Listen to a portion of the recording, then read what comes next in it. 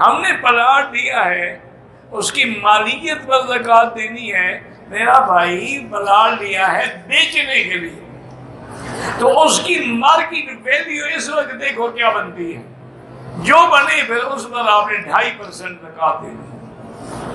اگر لے آئے میں اپنا گھر بناؤں گا پھر زکوٰۃ نہیں ہے۔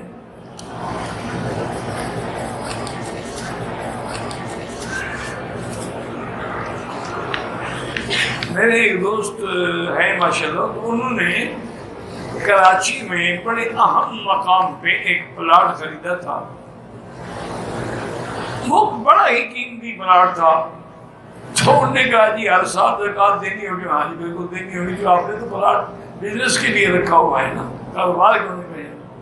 انہوں نے کہا وکیل صاحب 10 سال ہو گئے ہم زکوٰۃ دیتے دیتے، میں غم نہ کرو اللہ بدلہ دیں گے۔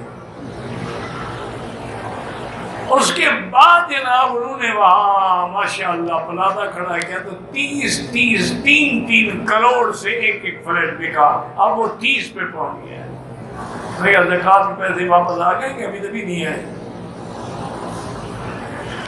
کہتے ہیں ابھی تو 100 گنا واپس آ گیا۔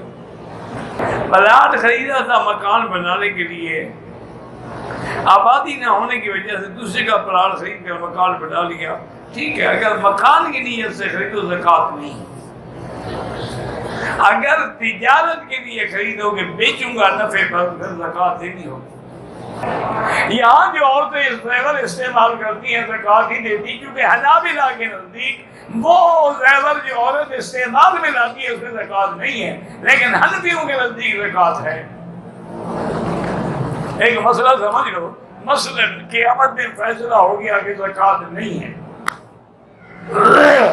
لیکن جو دے چکے تھے ان کو صدقے کا ثواب ملے گا کہ نہیں ملے گا؟ اچھا، جنہوں نے نہیں دی اور فیصلہ ہو گیا کہ زکوٰۃ دینی تھی، پھر وہ کیا کریں گے؟ اس لیے زکوٰۃ دیا کرو۔ امام ابو حنیفہ رحمۃ اللہ علیہ بڑی جامع بات کرتے ہیں، وہ کہتے ہیں اصل زکوٰۃ تو ہے ہی سونے چاندی، والذین یکنزون الذهب والفضة ولا ينفقونها في سبيل الله۔ اور حضور نے کنگن دیکھے ایک لڑکی کے، فرمایا سواران من النار، اگر زکوٰۃ نہیں دو گی تو۔ کہتے تھی مولانا بے نماز کو زکوٰۃ دی جا سکے، دینے والے کون سے متقی ہیں دے سکتے ہیں؟ ایک نمازی پڑھتا دوسرا سود کھاتا ہے، ایک نمازی پڑھتا دوسرا جناب ماشاءاللہ سٹے کا کاروبار کرتا ہے۔ تو بات تو ایک ہی ہے نا، جیسے روح ایسے فرشتے۔ تم زکوٰۃ تو دو، بہتر ہے کہ نمازی کو